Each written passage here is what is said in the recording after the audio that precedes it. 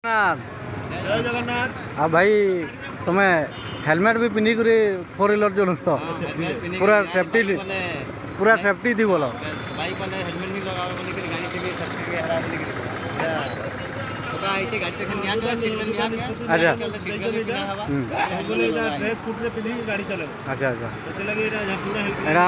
हमर माने dress code पिंधि छ फिर हेलमेट भी लागी छ फिर सीट बेल्ट भी गाड़ी चलले लागबा पूरा फुल सेफ्टी ठीक अच्छे ठीक अच्छे बहुत बहुत धन्यवाद आमर रोशन भाई इटा अच्छन जेनटा कि हेलमेट भी पिंधिछन तार संगे संगे सीट बेल्ट भी लगेछन तार संगे संगे इटा देखि पारथबे गाड़ी इटा फोर व्हीलर तो रोशन भाई एबे चलाउछन तो इटा बसीछन भाई मैंने भी इटा गोटे जगह ने के सबे जाऊछु तो आगे गला पर फिर अपडेट दिया जिबा इटा आउ भाई मैंने अच्छन इटा बाहरुछन इटा कलेक्टर ऑफिस आईटा हेलमेट रे अच्छन आ मुई भी फिलहाल बाहर जय जगन्नाथ।